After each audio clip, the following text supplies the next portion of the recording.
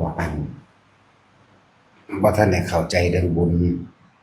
ว่าท่านเข้าใจคำว่าบุญในพุทธศาสนาตรงๆโดยแท้จริงเป็นแบบใดตั้งใจฟังเราไปเปรียบไปเทียบเอาการทำบุญในพุทธศาสนาแต่สิบอกเรื่องคำว่าสังฆทานบ่ต้องไป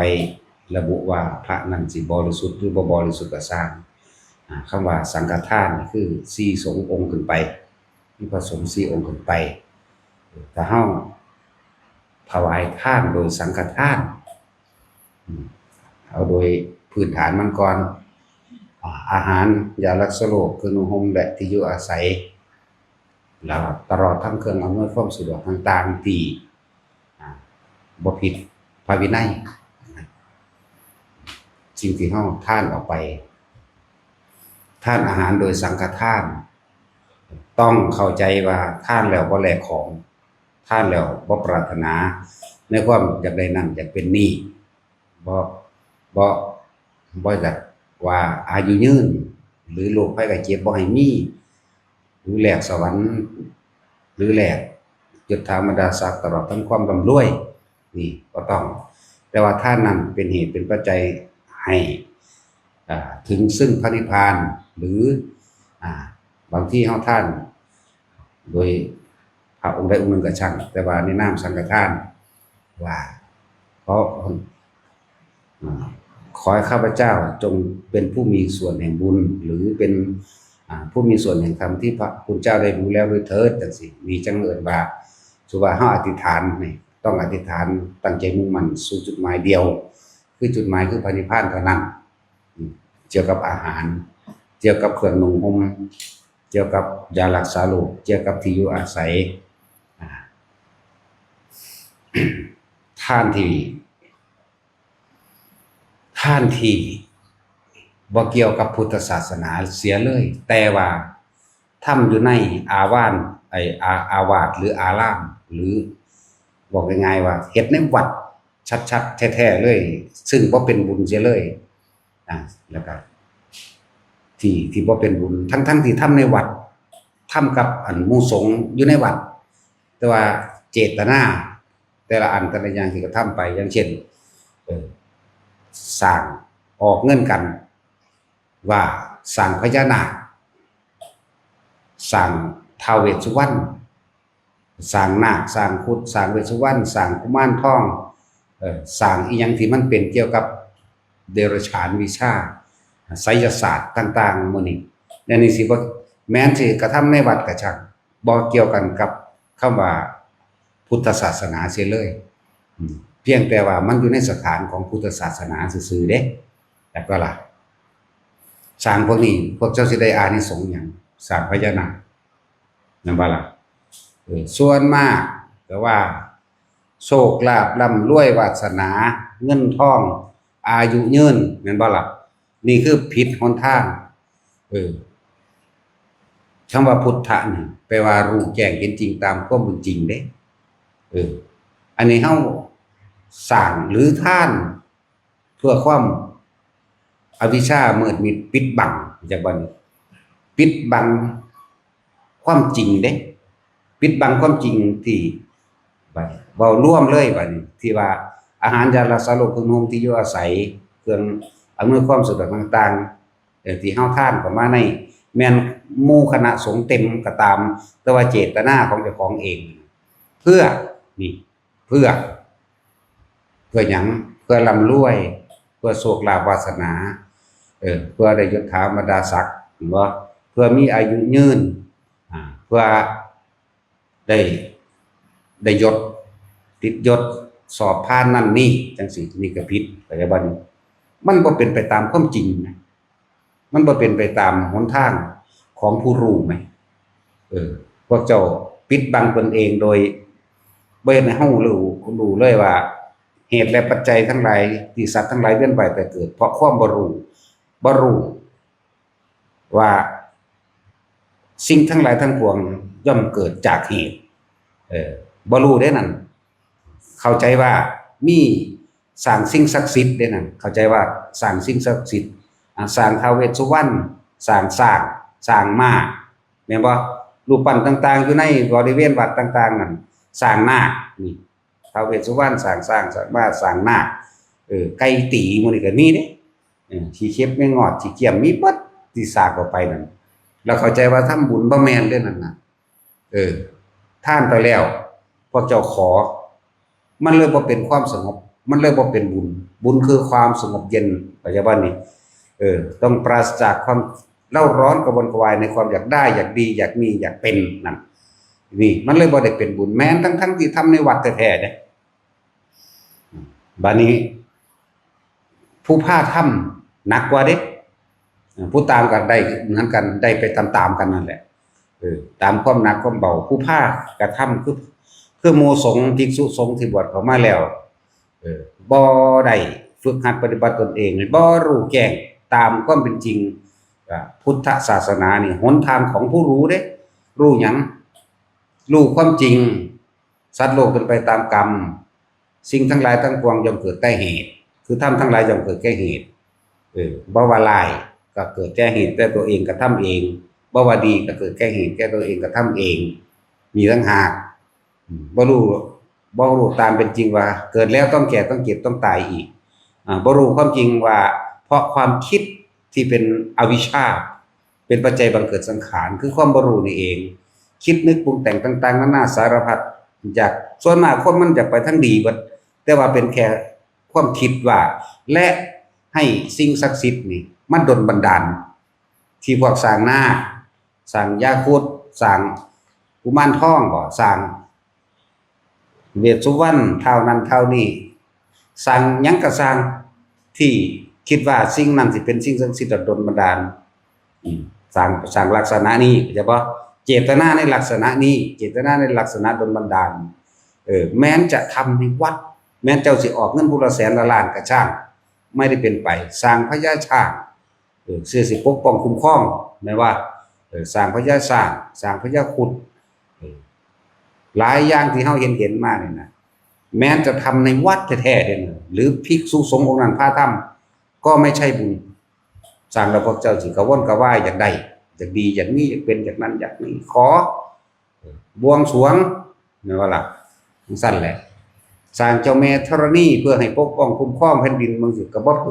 กเข้าใจบ่ล่ะนั่นแหละจึงบอกว่าบุญในพุทธศาสนานี่ถ้าจะมีความปรารถนามีอยู่อันเดียวคืออธิษฐานบารมีแปลว่าตั้งจิตมุ่งมั่นสู่จุดหมายคือความพ้นออกจากความเวียนว่ายตายเกิดเท่านั้นคือนิพพานนั่นเองมันจึงจะเป็นบุญกระทำแล้วให้แล้วนี่ต้องไม่มีความเร่าร้อนกระวนกระวายในความคิดนึกในความอยากได้อยากดีอยากเป็นต้องถิ่มความหวังร่ำหวังรวยหวังยศถาบรรดาศักดิ์หวังให้เจ้าของว่าบ่มีโลภหวังว่าให้ตัวเองมีอายุยืนนั่นปิดบังความจริงบ่ล่ะบัดเกิดแล้วต้องแก่เกิดแล้วต้องเจ็บเกิดแล้วต้องตายนั่นนี่แหละจึงบอกว่าขณะทำในวัดแท้ๆพระสันพุทธเจ้าเพิ่นสิบอกให้แต่ละคนว่าให้เลือกเฟ้นสรรหาเอาอันใดภิกขุใดแสดงธรรมอันเป็นของประเสริฐแท้อันเป็นของจริงแท้กับอันใดที่มันเป็นติรฉานวิชาบ่กล่าวคำในทางติรฉานกถารู้จักบ่ล่ะกล่าวคำอันไปในทางทำมาหากินนั่นแหละทำมาหากินหวังลาภหวังรวยหวังยศถาบรรดาศักดิ์ว่าติรฉานกถาเว้าเรื่องอีหยังโลกถึงติรฉานกถาเบิดแต่เว้าเรื่องโลกรวยเด้อนี่เอาพวกเจ้าสร้างอันนั้นอันนี้แล้วอยากได้หยังอธิษฐานเอาขอเอาเด้อนำพญานั่นพญานี่ศรีสุโธนาคราชมุจลินบ่ถ้าพญาหยังก็แล้วแต่มันดลบันดาลหยังบ่ได้แต่ว่าสร้างด้วยจิตเจตนาเพื่อให้ปกป้องคุ้มครองหรือดลบันดาลให้หายจากโรคภัยไข้เจ็บมั่งให้ร่ำให้รวยมั่งให้ได้สอบเป็นนั่นเป็นนี่มั่งให้หายเจ็บให้ใครให้ป่วยมั่งมื้อนี้ล้วนแล้วแต่ว่าไม่ใช่บุญในพุทธศาสนาพุทธะต้องรู้ความจริงไหมนี่ศาสนาเนี่ยว่าเป็นหนทางของผู้รู้เด้พุทธศาสนาเนี่ยรู้ต้องรู้จริงๆรู้แจ้งจริงแม้นเฮาสิสร้างกุฏิวิหารแต่ว่าเฮาขันไปอธิษฐานขอความนั้นความนี้อันเป็นลาภยศสรรเสริญร่ำรวยก็ยังไม่ใช่เข้าใจว่าแต่ว่า อันสิ่งที่สร้างไปเป็นประโยชน์ถ้านั้นยังมันก็ยังเหมือนเดิมแต่ว่ามันยังอยู่คือเก่าอยู่ว่าเฮาสร้างกุฏิจักหลังหนึ่งสองหลังก็แล้วแต่สร้างกุฏิวิหารต่างๆก็สาธุเด้อขาผู้ขาอายุยืนเด้อเกิดพบใดชาติใดก็ให้ร่ำให้รวยบ่ให้อึดให้อยากให้นะอาวาไปเลยเห็นว่ามันยาวเด้บัดนี้แต่ถ้านั้นยังเป็นประโยชน์ยังมันเป็นประโยชน์ต่อผู้อื่นได้ถึงเรียกว่าแต่ว่าอานิสงส์ของเฮาเองฟังธรรมบ่เข้าใจเหมือนกันแหละกับคนป่วยซะก่อนจังมาฟังธรรมจังมาฝึกหัดปฏิบัติว่าล่ะนั่นแหละจังว่าฟังดีๆเป็นหยังคือเน้นย้ำแท้คนเฮามันวางจิตผิดจิตที่วางไว้ผิดจะกลับมาทำร้ายเราอย่างคาดไม่ถึงคาดบ่ถึงตัวเองเข้าใจว่าสร้างสิ่งนี้แล้วสิจะให้ตัวเองร่ำรวยจะให้ตัวเองหายป่วยจะให้ตัวเองได้ยศถาบรรดาศักดิ์ได้ลาภได้ยศได้สารพัดเข้าใจบ่ล่ะเจ้าสร้างสิ่งเจ้าสร้างหยังก็แล้วแต่เจ้ามีความเชื่อว่าสิ่งทั้งหลายแล้วนั้นคือสิ่งศักดิ์สิทธิ์แม้กระทั่งสร้างพระพุทธรูปเข้าใจบ่ล่ะแม้กระทั่งสร้างพระพุทธรูปเนี่ยหวังว่าพระพุทธรูปนั้นเป็นสิ่งศักดิ์สิทธิ์แล้วจะดลบันดาลให้หายเจ็บหายปวดหายไข้ให้ร่ำให้รวยนี่ก็ผิดอีกไม่ใช่การทำบุญในพุทธศาสนาการทำบุญในพุทธศาสนานี่คำว่าศาสนาแปลว่าหนทางพุทธะแปลว่าผู้รู้เด้หนทางของผู้รู้ธรรมชาติตามความเป็นจริงเด้ผู้รู้ธรรมชาติคือสิ่งทั้งหลายทั้งปวงตามความเป็นจริงแต่ว่านี่เจ้ามาสร้างแล้วเจ้าไม่ใช่สร้างตามผู้รู้ตามความเป็นจริงเจ้าสร้างด้วยความไม่รู้จากว่าล่ะสร้างเพื่อเป็นสิ่งศักดิ์สิทธิ์ครับสิ่งศักดิ์สิทธิ์เห็นว่าเขาพากันไปขอหลวงพ่อท่านใจขอหยังได้ก็รวยคนเบิดโลกนี่อยู่บ่ได้แน่ถ้ามันได้จริงมันบ่ล่ะต่างประเทศมันฟังหยังบ่รู้มันก็ต้องบอกกันได้มันต้องมาขอรวยท่านใจบ่นั่นแหละคือผิดทั้งหมดแล้วขึ้นอยู่กับเจตนาเฮาเด้อแต่อยากฟังดีๆฟังให้เข้าใจบัดนี้เฮาถวายอาหารข้าวน้ำเฮาถวายแก่หมู่คณะสงฆ์นี่เป็นสังฆทานเต็มที่ได้แล้วแต่ว่าท่านนั้นไม่หวังผลในทานไม่มีจิตอุปาทานผลในทานไม่มุ่งการสังสมในความอยากใดอยากดีอยากมีอยากเป็นใดๆทั้งสิ้นแล้วก็ขอให้อุทิศผลทานนั้นให้แด่บรรพบุรุษหรือผู้ล่วงลับในปรโลกไปแล้วมีมารดาบิดาเป็นต้นบุญนั้นจึงจะไปจึงจะถึงและก็ทานอาหารยารักษาโรคขนมที่อยู่อาศัยแต่ว่าทานแล้วขอบุญนั้นไม่ไปก็ยังอยู่เหมือนเดิมเนี่ยยังอยู่เหมือนเดิมจากว่าล่ะเพราะพวกเจ้าเอาตัณหาติดตังเอาไว้เลยเหนียวจากว่าเหนียวเฮ็ดอันนั้นเฮ็ดเพื่อแลกของเฮ็ดจังได๋มันสิไปหาผู้อื่นได้บุญเป็นนามธรรมใส่กระแสจิตแห่งความบริสุทธิ์ในความบริสุทธิ์นี่คือหวังให้เป็นประโยชน์ต่อผู้อื่นเข้าใจบ่นี่หวังเฮาทานสิ่งนี้อาหารยารักษาโรคเครื่องนุ่งที่อยู่อาศัยกำลังแรงกายตลอดทั้งคืนอำนวยความสะดวกสบายค่ารถค่าน้ำมันเครื่องอำนวยความสะดวกต่างๆให้แก่หมู่พระภิกษุสงฆ์แต่ว่าเฮาไปขอมันสิตัดผลเลยมันสิตัดอานิสงส์แต่เหมือนเดิมได้เหมือนเดิมเข้าใจว่าอันนี้ยังคงเป็นของเราเหมือนเดิมแต่ว่าไม่เป็นประโยชน์ต่อผู้อื่นเป็นเฉพาะตนนี่มันเลยฟังธรรมบ่เข้าใจเพราะว่ามันยังเห็นแก่ตัวเข้าใจว่ายังบ่ขาดออกจากความเป็นเจ้าของเด้อบ่ขาดออกจากความเป็นเจ้าของเรียกว่าเอาของน้อยไปแลกของมากแม่นว่าล่ะเอาเบิ่งสังเกตเจ้าของรถไผก็ดีใส่ซอง100นึงเอามาจกทั้งหัวสาธุไล่ไปบัดนี้ขอให้พ้นทุกข์พ้นยากให้เด้อนี่ผู้ขาถูกลอตเตอรี่รางวัลที่1แน่ให้เบิดหนี้เบิดสินเบิดเวรเบิดกรรมไล่ไปได้บัดนี้ขอให้ลูกผู้ขาแคล้วคลาดปลอดภัยบุญรักษาเทวดาคุ้มครองเกิดพบใดชาติใดอย่าให้ทุกข์อย่าให้ยากให้เป็นคนร่ำคนรวยให้เป็นคนสวยไปทางใดก็มีคนหักคนหยังก็ว่าไปเด้นั่นเห็นบ่นี่เอาของน้อยไปแลกของมากบ่มันเลยบ่บริสุทธิ์มันเลยบ่เป็นบุญลักษณะว่าจะมีอานิสงส์เป็นไปเพื่อความพ้นทุกข์กว่าเก่า เห็นบ่ล่ะ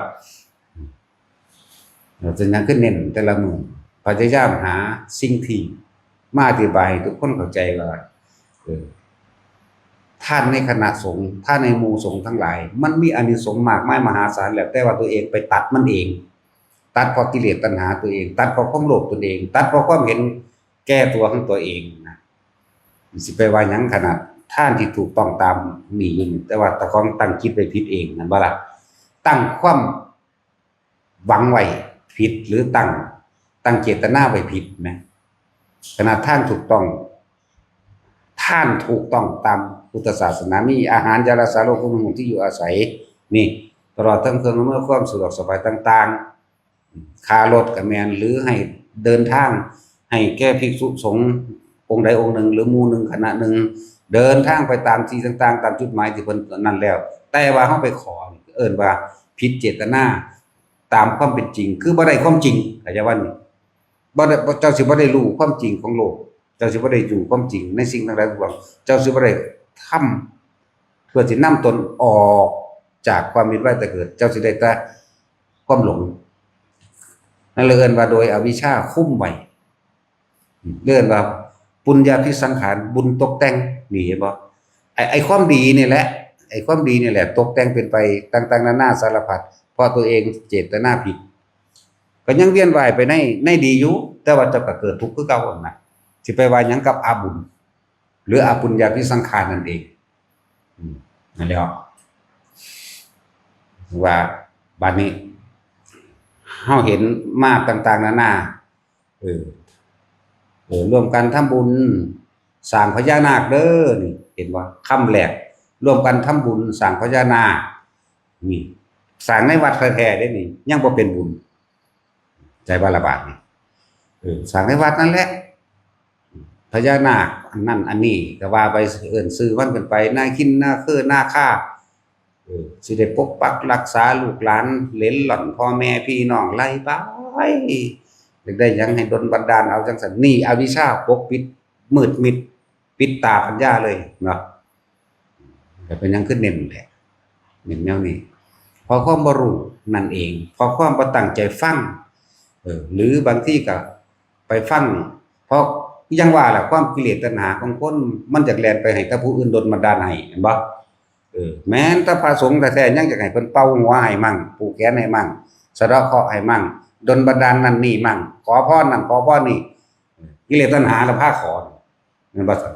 เพิ่นบ่ได้ดลบันดาลหยังให้ไผได้ถ้าดลบันดาลได้พระพุทธเจ้าดลบันดาลแล้วเข้าใจว่าล่ะเพิ่นทั้งเป็นต้นฉบับเพิ่นกว่าหมู่แต่ว่าเพิ่นนำแต่ความจริงออกมาแสดงให้พวกเฮากระทำเองเพราะว่าเหตุธรรมะปะภาวะเยสิ่งทั้งหลายทั้งปวงที่เกิดขึ้นล้วนแล้วมีเหตุเกิดกับเรากับตัวเราเองนี่ล้วนแล้วแต่มีเหตุทำให้เกิดขึ้นเพราะเหตุคือเกิดขึ้นจากจิตเจ้าของเองนั่นมันล่ะจิตเจตนาเจ้าของเองได้เหตุของมันจะไปร้ายจะไปดีเนี่ยก็ตัวเองได้เป็นผู้ตั้งจิตเจตนาขึ้นมาจนจะบอกให้เฮาหันกลับมาเบิ่งตัวเอง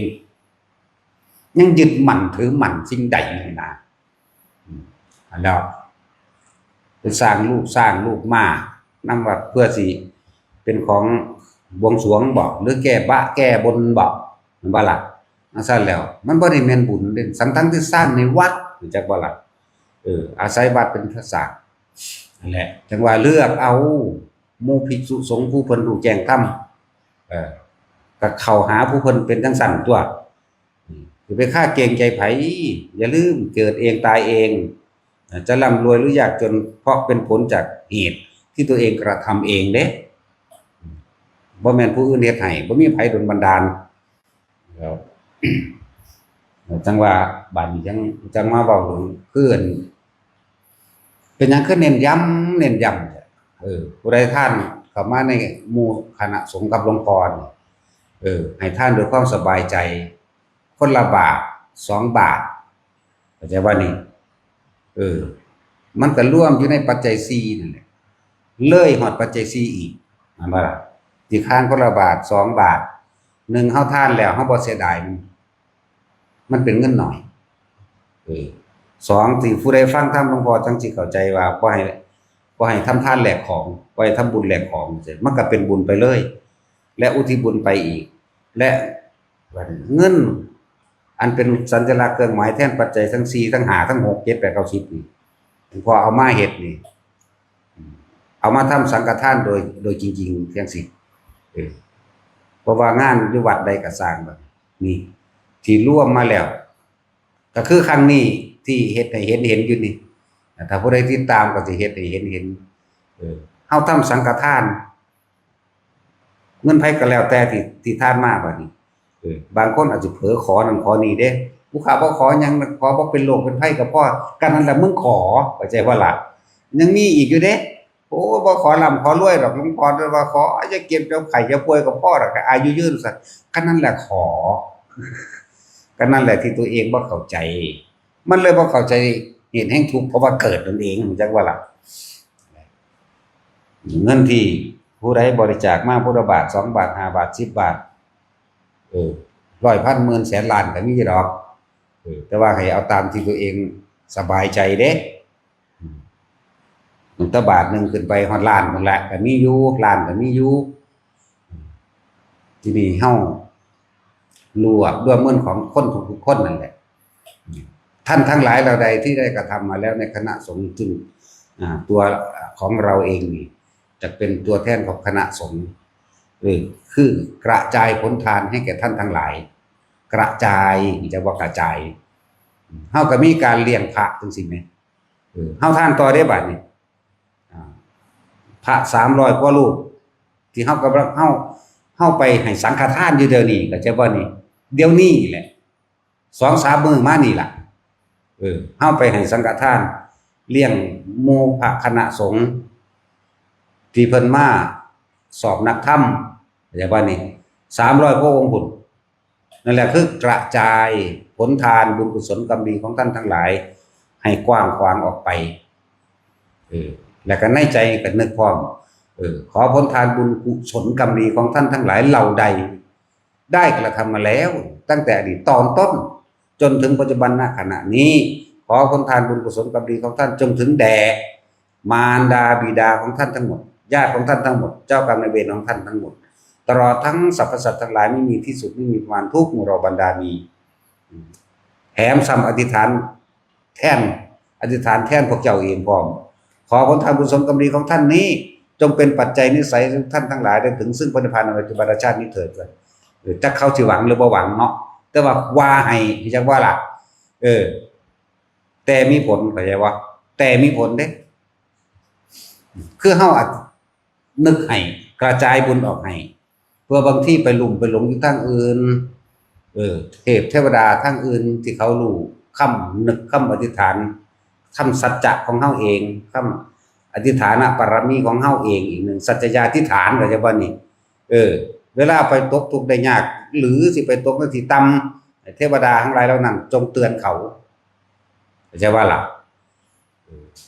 มันมีอยู่ได้เรื่องที่มีมาในพระไตรปิฎกก็ดีพญาพยมราชจากว่าล่ะถ้าท่านทำบุญเท่าใดก็อุทิศบุญถึงผมมั่งเห็นว่ามันมีเด้อไปหาอ่านเอาทานท่านทั้งหลายแล้วนั่นที่ของที่เป็นสหธรรมิกหรือที่เป็นญาติธรรมของท่านตกทุกข์หมู่ใดผมสิได้บอกหมู่บริวารทั้งหลายไปกระตุ้นเตือนมันมีอยู่เด้อหาอ่านลงในพระไตรปิฎกนั่นแหละลืมแล้วแต่สิเว้าเรื่องละเอียดกันเลยพญายมราชพวกเขาเข้าใจง่ายดีแต่ว่ายมสะบ่เข้าใจก็จักบ่ล่ะจึงเรียกว่าพญายมราชพญายมสะยมสะผู้มียศเข้าใจบ่ล่ะผู้มียศอันเป็นการปกครองอยู่ตรวจตามนุษย์นั่นแหละจังว่าเป็นหยังเทพปฏิเวลาเฮาขอผลทานเนี่ยจงถึงแด่ท้าวพญายมราชบัดนี้ตลอดทั้งนายนิรบาลทุกท่านเนี่ยพญายมราชผู้ใหญ่กว่าหมู่เนี่ยนายนิรบาลผู้ไปหาตัวตาถ้าเกิดว่าเฮามีการการหยังก็แล้วแต่เกิดเขาอาจจะเตือนสติให้ได้ท่านเคยท่านให้กับหลวงพ่อมนกอยู่เด้คือบ่คิดถึงเพิ่นแม่นบ่ล่ะในขณะจิตสุดท้ายปุ๊บเป็นรูปหลวงพ่อเกิดขึ้นมาในจิตในใจ ใจขาดตายซ้ำมันก็ยังไปสวรรค์อยู่เด้อันนี้แหละจังว่ามันยากที่สินำออกมาอธิบายให้ฟังน่าให้เกิดความเข้าใจได้ถ้าอธิบายไปเดี๋ยวสิว่าเข้าข้างเจ้าของเนาะบ่เข้าข้างเจ้าของสิเข้าข้างหมาตัวใดตัวหนึ่งกว่าจังซี่แหล้วก็บอกทางบอกให้เข้าใจบอกให้รู้เฮ็ดบ่เฮ็ดก็สร้างได้บอกเห็นบ่ล่ะบ่ได้บังคับนั่นแหละที่ว่าคือเฮาเฮ็ดนี่เฮาสิเลี้ยงพระจักมื้อ3มื้อหรือ4มื้อพุ่นน่ะเลี้ยงมื้อละ300พระองค์พุ่นบ่แม่นแต่แค่นั้นบ่ว่าแต่พระแม้กระทั่งคนทั้งหลายที่ตกทุกข์ได้ยากก็มีคนเจ็บคนปวดคนป่วยติดเตียงคนบ่มีอยู่บ่มีกินตลอดต้องผู้อาภัพหรือด้อยโอกาสทางการศึกษาเฮาก็ส่งให้ก็มีจักว่าล่ะคนป่วยจังซี่ว่าให้เลี้ยงจนตาย2ตาย3บ่ได้คนป่วยก็ได้ เลี้ยงเขาตายมา2 3แล้วเด้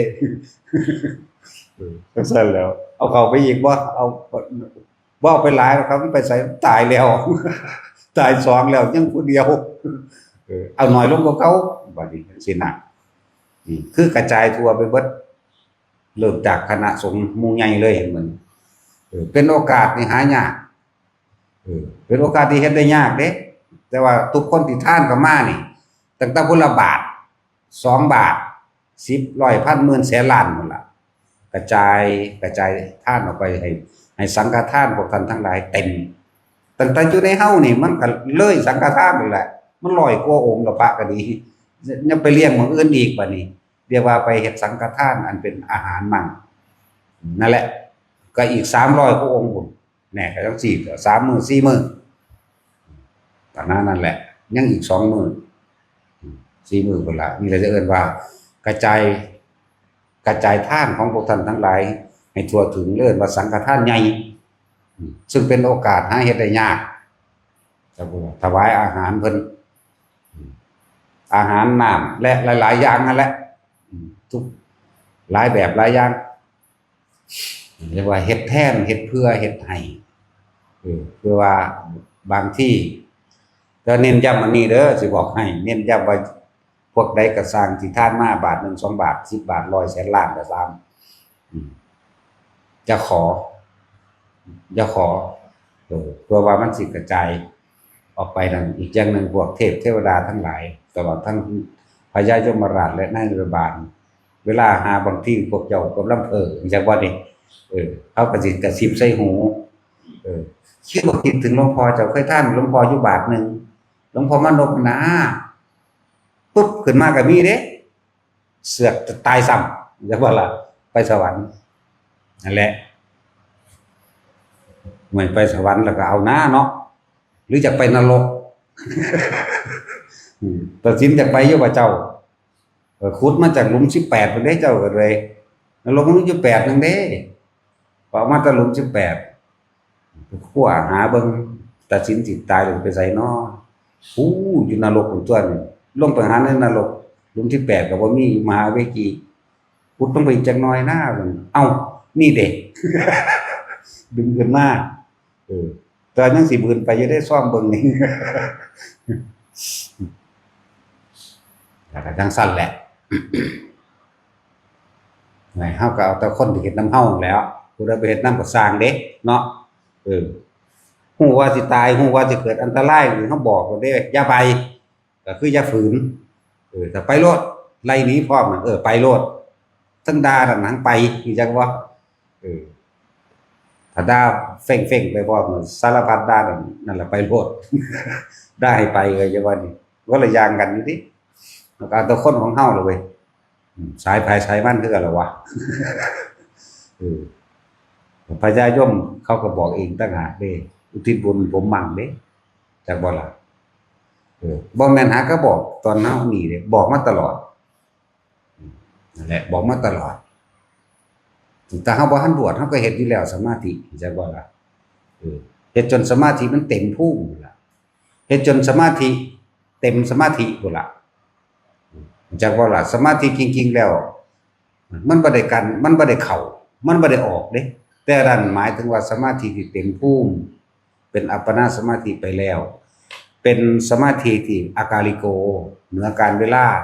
บ่เลือกการสถานที่บ่มีบ่ได้ว่าขาดบ่ได้เกี่ยวกับท่าพร้อมเข้าห้องน้ำอยู่กับสมาธิกินข้าวอยู่สมาธิจักว่าล่ะเฮ็ดหยังอยู่ก็เป็นสมาธิมันเต็ม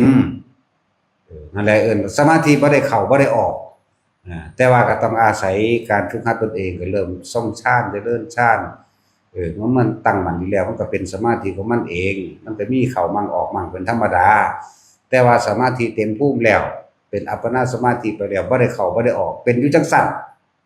ประกอบไปด้วยปัญญาไปพร้อมแต่ว่าล่ะประกอบการเห็นอริยสัจประกอบการเห็นอนิจจังทุกขังอนัตตาประกอบการเห็นปฏิจจสมุปบาทธรรมจักว่าล่ะประกอบการเห็นเหตุและปัจจัยห้อยเห็นเหตุมันก็หยุดกึกก็ได้แล้วปรุงต่อไปได้เด้สมาธิเต็มจักว่าล่ะสมาธิเต็มจริงๆน่ะมันบ่ได้เข้าบ่ได้ออกดอกมันแซ่อยู่จังซั่นของมันจักว่าล่ะจังซั่นแหละคือพระอรหันต์เพิ่นก็นิโรธอยู่ตลอดเด้เพิ่นบ่แม่นตอนนี้กูเป็นอรหันต์กูไปเข้ากันท่าว่าแม่นแบบนั้นเด้หันอยู่จังซั่นนิโรธอยู่จังซั่นดับทุกข์อยู่จังซั่นดับเหตุอยู่จังซั่นจักว่าแบบนั้นเฮ็ดไปเรียกว่าพยายามที่สิอธิบายสารพัดสรรหาคำมาให้ทุกคนเกิดความเข้าใจเด้นี่แหละพุทธานุภาพหมายถึงว่าอานุภาพของพระพุทธเจ้าคือเพิ่นเป็นผู้มีเมตตาหาปรมาณบ่ได้เพิ่นเป็นหยังคือบัญญัติพระวินัยต่างๆบังคับให้ภิกษุไว้เพื่อสงเคราะห์และอนุเคราะห์หมู่สัตว์ทั้งหลายผู้ยังไม่มีศรัทธาให้เกิดศรัทธาผู้มีศรัทธาอยู่แล้วแต่หวั่นไหวคลอนแคลนงอนแง่นทำให้เกิดศรัทธามากๆยิ่งขึ้นไปจนเกิดศรัทธามีกำลังนั่นแหละหมู่ภิกษุทั้งหลายเฮาต้องเข้าใจว่าเป็นหยังคือตั้งกฎระเบียบอันนั้นอันนี้หลายอย่างหมายถึงพระวินัยนั่นแหละเพื่อความเหมาะสมกับบุคคลผู้เป็นผู้นำทางจิตวิญญาณกิริยามารยาทอันใดให้ดูเป็นผู้สงบเรียกว่าสมณะแปลว่าสงบนั่นแหละเลยต้องตั้งไว้แบบนั้นโดยบังคับกิริยามารยาทเพื่ออนุเคราะห์หรือสงเคราะห์แก่หมู่สัตว์ทั้งหลายผู้ยังไม่มีศรัทธาพระองค์นั้นชื่อว่าอันภิกษุองค์นั้นกิเลสเต็มหัวอยู่นั่นละคิดตั้งแต่เรื่องลามกกันละแต่ว่ากิริยามารยาทของเพิ่นกันสวยงามโดยภายนอกเห็นบ่ก็อาจสามารถที่จะทำให้บุคคลผู้ยังไม่มีศรัทธาเกิดศรัทธาเลื่อมใสขึ้นมาได้น้องก็มาเพื่อมาเห็นหมู่ภิกษุอีกองค์นึงอาจจะแสดงธรรมวิจิตรพิสดารสวยงามเกิดความศรัทธาขึ้นมาได้นี่แหละเป็นหยังเฮาจังว่าหมู่ภิกษุสงฆ์เฮาบวชเข้ามาแล้วหลวงพ่อเน้นพระวินัยเลยเอาไปศึกษาเอาเด้ออันใดควรอันใดบ่ควรหลวงพ่อชื่อว่าอะไรทั้งเบิดเอานั่นแหละคือศาสดาของเฮาพระมารดาหรือพระวินัยเป็นดุจดังมารดาเห็นบ่พระวินัยเป็นดุจดังแม่พระธรรมเป็นดุจดังพ่อจักว่าล่ะมันสั้นแหละแม่นี่ถ้าสิเทียบทางโลกแม่นี่คอยประกบประงมลูกเด้เนาะคอยดูแลตั้งแต่เกิดเลยตั้งแต่มื้อแรกออกไว้กินนมลูกคอยเบิ่งปัดไปอะไรยุ่งนั่นนี่แต่ว่าพอเป็นผู้สรรหาสิ่งที่มันยิ่งใหญ่กว่านั้นนะในความเป็นอยู่ในความสุขสบายในความปลอดภัยให้แก่ครอบครัว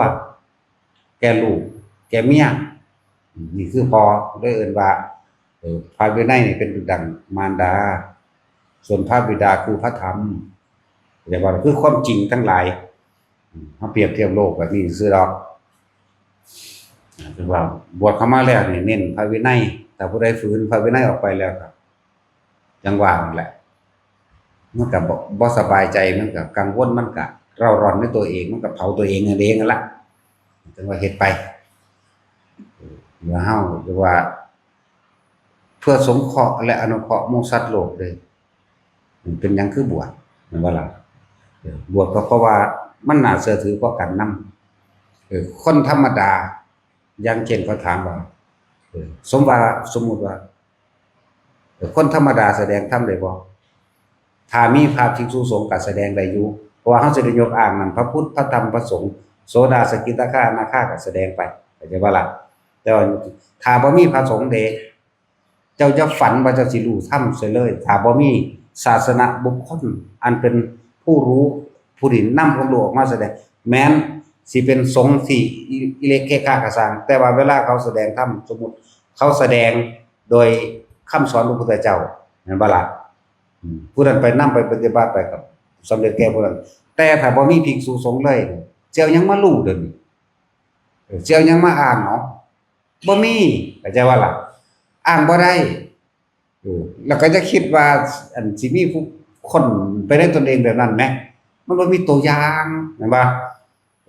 ก็เป็นปัจเจกไปเห็นบ่นั่นน่ะฮู้อยู่บ่ล่ะแสดงอยู่บ่มรรคผลนิพพานบ่แสดงเด้นั่นน่ะอริยสัจสี่บ่ได้แสดงธรรมจักรความหมุนไปแห่งโลกทั้งหลายบ่แสดงเด้เหตุและปัจจัยทั้งหลายสัตว์เวียนว่ายตายเกิดปฏิจจสมุปบาทบ่แสดงเห็นบ่ล่ะจังซั่นตัวสิไปว่าหยังขนาดมีพระสงฆ์องค์เจ้าอยู่แท้ๆมันก็ยังบ่ได้หัวซาเนาะเพียงแต่ว่าตอนนี้มีภิกษุสงฆ์หลายไปอ่านมาแค่ว่าเอาไปทิ่มแทงเสียดสีกล่าวตู่ใส่ร้ายยกตนให้ตัวเองขึ้นสู่มีชื่อเสียงตอนนั้นเด้เอาเถอะหน้าแต่มึงบ่แอบอิงอ่างประสงค์มึงยังไดมึงก็ขึ้นบ่ได้หรอกไปก็ดีเป็นว่าล่ะอยู่ซื่อๆนี่มันจะเอาหยังมาแต่บ่มีพระสงฆ์บ่ซั่นสิว่าบ่สำคัญสุดคือคนธรรมะก็คือความรู้แจ้งเห็นจริงในใจของคนนี่เด้ธรรมะแล้วคนที่สืบทอดศาสนาแท้จริง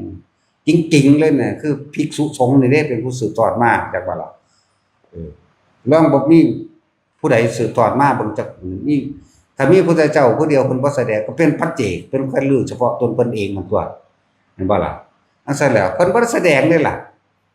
เพิ่นก็ตูมโยมตามยามไปหาขอข้าวบิณฑบาตกินบางหันมื้อแล้วไปเลยเด้นั่นน่ะ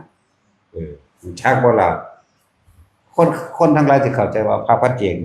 สิแต่งตัวคือเฮาเด้เข้าใจบ่นี่เพราะว่ามันเห็นตรงนี้มันเลยชินตัวนี้เข้าใจบ่นี่เลยเข้าใจว่าพระปัจเจกก็สิโกนหัวห่มผ้าเหลืองคือเฮาเด้บ่โกนเป็นคือฤาษีชีไพรผมยาวตูมยุงตามยามทางคนก็ว่าสกปรกข้างคนก็ว่านั่นว่านี่ผ้าเพิ่นก็ใส่ผ้าเพิ่นแล้วแต่สิเอามาได้แบบใดก็สร้างผู้ก็ห่มอุ่นอาญะกูไปเด้อย่าเข้าใจว่าเป็นแบบนี้เด้ออย่าเข้าใจว่าเป็นแบบนี้นั่นแหละคนบาดนี้สมมุติว่าเพิ่นไปแสดงอริยสัจ4จังซั่นให้ฟังเขาก็ว่าบ้าอยู่แล้วแม่นบ่ซั่นเห็นบ่หลายๆอย่างที่ไปเฮ็ดทำลายพระปัจเจกไปเผากุฏิเพิ่นมั่งไปทุบปูแอ่งน้ำเพิ่นมั่งห้ามเพิ่นบ่ให้เรียกย่างพาหน้าพาธงพานั่นพานี่ไปเอาน้ำปิดไปมั่งนั่นนี่มั่งจังซั่นบ่ล่ะบาดเพิ่นหอหนีพุ่นจังเพิ่นสูบก็มีถูกตีนเขาตายก็มีจังซั่นก็นั่นแหละ ผมบ่แม่นแบบเฮาเด้บ่แม่นว่าผมผ่ากาสาวพัดแบบลักษณะนี้แหละมีสังฆาผ่าพร้อมเด้ที่เขาเจ้ามาสร้างไว้ภายหลังพระปัจเจกองค์นั้นอย่างนั้นจะสร้างเพราะว่ามันมีรูปแบบสมมุติตัวนี้ให้มาแอบอิงซื่อได้จังสร้างว่าพระปัจเจกองค์นั้นบ่แล้วแต่เพิ่นสิได้หยังเพิ่นใส่ไปเลยเด้แล้วเข้าใจซะเด้อบัดนี้พวกถามมันถามยังไงมันเข้ากับสมบูรณ์ในเจ้าของเลยเว้ยเนาะจะคิดได้สิว่าตอบบ่ได้มาแล้วรู้ได้ไงเอาอีกแล้วบัด มาเข้าฌานเด้อมึงเข้าให้มันได้มึงเฮ็ดให้มันได้ซ้ำแน่น้อยกูนี่ก็เอาดอกนาเนาะบ่ธรรมดาเด้นี่ขี่หมาคักๆเด้นี่ แน่น้อยกูนี่นั่นแหละเอาผู้ใดปึบสว่างได้เบิดโลกคือมันแม้ครั้งเดียวก็ยังดียังติดมาเลยเห็นบ่เนี่ยมันว่ายุคิดหรือจิตมันร่วมใหญ่นั่นมันร่วมแบบปึ๊บทีเดียวสว่างจ้าเบิดโลกเอาครอบคลุมโลกธาตุเลยเด้มันก็บ่ฮู้ซ้ำว่าเวลามันเป็นจังไดนี่แหละมาบวชแล้วก็เป็นจังซี่ล่ะ นั่นแหละอุปนิสัยของเขามันมีเขามีความสงบอยู่ภายในของเขาในหั่นแหละจังซั่นแล้ว สว่างกระจ่างแจ้งเลยสิแม้แต่เดียวนี่ติดมาเลยเห็นบ่จังซั่นแหละขึ้นอยู่กับความต่อเนื่องเด้มันบ่สูญหายไปไหนขึ้นอยู่กับว่าผู้นั้นสิมาต่อเนื่องให้บ่เฮ็ดให้มันต่อเนื่องนี่เขากำลังเดินต่อเนื่องของเขาเองนั่นแหละลักษณะนั้นคนที่ว่า10ปีเคยภาวนาแล้วดับปุ๊บสว่างจ้าขึ้นเบิดโลกถ้าเจ้ามาต่อเนื่องเจ้าก็ได้อันเก่าอย่างว่าล่ะมันติดตรงที่ว่าตัวเองบ่ต่อเนื่องเอง10ปีแล้วก็มาเว้าอยู่บัดนี้สมมุติว่าจะมาเฮ็ดมันไปคิดถึง10ปีพุ่นเด้เอาเดี๋ยวนี้เอาปัจจุบันนี้เข้าใจว่าล่ะพวกที่ว่ามานั่นแหละให้มันได้ความสว่างหรือว่าความดับพึบทีเดียวให้มันได้เถิดอย่างว่าล่ะมันสิต่อของมันไปเองดอกเพียงแต่ว่าตัวเองบ่ต่อเองเนาะบ่มีผู้พาต่อบ่มีผู้ให้คำแนะนำลักษณะนี้ มันก็เลยขาดความต่อเนื่องตอนนั้นจิตมันบริสุทธิ์ตอนที่มันดับปุ๊บแต่ว่าสว่างจ้าขึ้นมายิ่งกว่าดวงอาทิตย์สว่างกระจ่างแจ้งทั่วจักรวาลเลยเด้บ่เป็นธรรมดาเด้แต่ว่าเจ้าบ่ต่อเนื่องของเจ้าเองตัวนั้นก็ถึงยุดไว้แค่นั้นบัดนี้กิเลสตัณหาอุปทานพาเจ้าสร้างเวรสร้างกรรมต่างๆกันานาความกังวลต่างๆความร้อนต่างๆความเป็นหนี้เป็นสินแล้วความเป็นนั่นเป็นนี่จักว่าล่ะความอยากร่ำอยากรวยสร้างหนี้สร้างสินเจ้าเลยบ่มีเวลาจะไปต่อของเจ้าเองเข้าใจบ่ล่ะนั่นแหละมันขาดตรงนั้นเจ้าเคยภาวนาอยู่ว่าได้แบบนี้ปึ๊บจริงของเจ้าล่ะแต่ว่าหลังจากนั้นมาเจ้าบ่ต่อเนื่องเจ้าว่าล่ะเจ้าอันนี้บุญนี่1ขีดเปอร์เซ็นต์แต่ว่าบาปเจ้าเพิ่ม2เพิ่ม3เพิ่ม4เพิ่ม5มันคนละส่วนกันเด้กับบุญเจ้าบ่ต่อเนื่องมันเองบ่พี่เจ้าไปต่อเนื่องไปทางอกุศลสิเจ้าบ่สั่งสมสิ่งที่มันเป็นกุศลมันก็เลยขาดช่วงขาดตอนมันสิกลับมาเฮ็ดคือเก่ามันสิเฮ็ดได้บ่โอ้ยนี่พกสมาแล้วโอ้ยงวดรถมาแล้วเนาะแท็กซี่ยังเท่าใดก็4ล้านจังซี่แหล้วมึงได้อยู่ดอกมึงเฮ็ดตอนนั้นแต่มึงออกมาแล้วพูดมันเล่นไปหาตัณหาอุปทานนั่นว่าซั่นถ้ามึงบ่มีนี่มึงสิสบายอยู่เนาะมึงสิเอาเวลาใดมานั่งพิจารณาอยู่หั่นได้อยู่ดอกความสงบเจอฟังอยู่ข้าวแต่ว่าออกจากความสงบมาแล้วเป็นอีกแบบหนึ่งนะครับหมายถึงว่าฝึกไปเรื่อยๆฟังไว้ดีๆเด้อพวกกันการทำบุญในพุทธศาสนาแท้ๆต้องทำโดยความเข้าใจรู้แจ้งตั้งทำตามความจริงเด้บ่แม่นทำตามความบ่รู้อีหยังความจริงนี่คือเฮาถวายทานอาหารยารักษาโรคทุกที่อยู่อาศัยนี่เราไปต้องไปอธิษฐานขอใดๆทั้งสิ้นอาจสิมีอธิษฐานขอก็บ่แม่นขอเด้คำว่าอธิษฐานบารมีนั่นน่ะอธิษฐานบารมีนั่นทานศีลเนกขมะปัญญาวิริยะขันติสัจจะอธิษฐานเนี่ยแปลว่าตั้งใจมุ่งมั่นสู่จุดหมายนั้นคือจุดหมายนิพพานแต่ว่าเจ้าสิตั้งใจมุ่งมั่นสู่จุดหมายรวยนั่นคือเจ้าคิดผิดเข้าใจบ่นี่นั่นคือมิจฉาเรียกว่าล่ะรวยแล้วจะกลับไปเกิดไปแก่ไปเจ็บไปตายเหมือนเดิมแต่ว่าล่ะจังซั่นแหละมันบ่เป็นเหตุปัจจัยให้พ้นออกจากการไม่รวยได้เกิดจังซั่น ยังอธิบายไปนั่นแหละทำบุญสร้างปู่ศรีสุโธพญานาคราชเลศเห็นบ่มันสิได้บุญอีหยังมันบ่แม่นเด้อนั่นนั่นแหละเป็นมิจฉาจังซั่นนั่นแหละเอิ้นว่าอปุญญาภิสังขารเอาความคิดที่มันอบุญก็หมายถึงอกุศลทั้งหลายถูกครอบงำไปแล้วคิดปรุงแต่งไปในทางหลายๆเพื่อให้เกิดความเร่าร้อนกระวนกระวายหนักไปกว่าเก่าอีกรักสั่นบัดก็สร้างพญายักษ์บอกสร้างให้บ่มีบ่สร้างสร้างนางธรณีให้ปกป้องอยู่บ่ล่ะบัดกูเห็นเขาทุบอยู่ได้ล่ะจังซั่นแล้วหลายอันหลายอย่างที่พวกเฮาบ่เข้าใจขนาดทำในเขตพุทธสถานแท้ๆแต่ว่าใจของคนบ่เข้าถึงพุทธะบ่เข้าถึงความจริงเลยพาเขาเฮ็ดไปทั่วไปที่สิไปว่าหยัง ก็ไปทำทานรับตาแล้วเฮ็ดสั้นงงๆเงกๆเก่าส่งเส้งอีหยังมึงมาส่งไกลๆกูนี่มึงสิส่งส่ำใดวะกูสิไฟกอกยาจูดมึงนี่มึงสูบยาดีอยู่แล้วส่งมาหลายคนสิ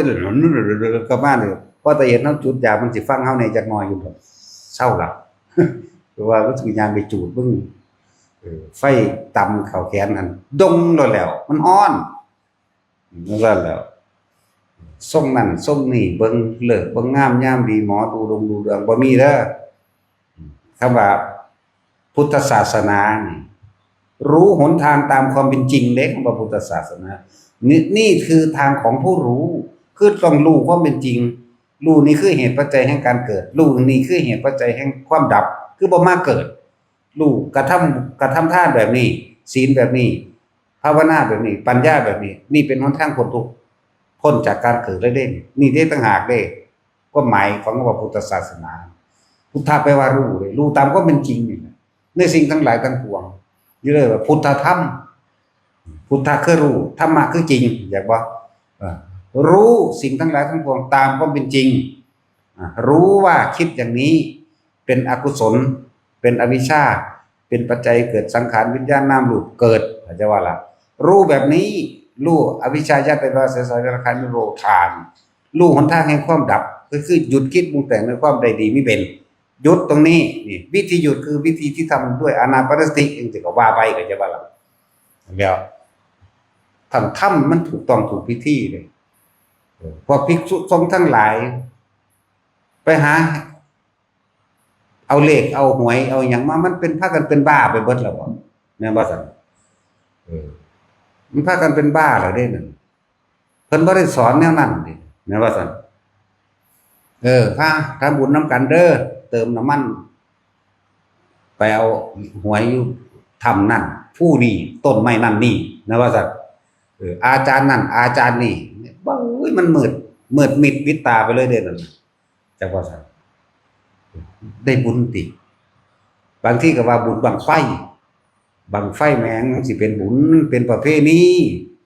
คนละอย่างประเพณีในการทำความสนุกสนานหรือประเพณีของหมู่บ้านพื้นบ้านหรือของตำบลอำเภอจังหวัดนั้นๆเป็นการละเล่นหรือเป็นการร่วมกระทำกิจกรรมอย่างใดอย่างหนึ่งบัดนี้หาออกแพงเงินเนาะหาออกแพงเงินซื้อมือโอ้ยกูจักมือบ่ได้ดิมือคือลือดำๆมันน่ะซื้อแนวมาเฮ็ดมือซื้อขี้เกียจเห็นบ่ล่ะหรือว่าซื้อต้นไม้มาเผาเป็นทานเพื่อสิตำใส่กันนั่นแหละว่าเป็นบุญที่นั่นน่ะมันบ่แม่นมันบ่ได้เป็นบุญมันบ่ได้สงบได้นั่นดาวแม่ไปจูดแม่แต่มันสงบเบิ่งไฟไล่มันได้แม่จังซั่นแล้วสิสงบบักไหนคำว่าบุญบังไฟมันบ่แม่นบุญนี่คือความสงบเย็นและเป็นประโยชน์ต่อผู้อื่นไม่ทำให้ใครนี่ไม่ทำให้ใครให้เสียชีวิตและทรัพย์สินจึงจะเป็นบุญต้องเป็นประโยชน์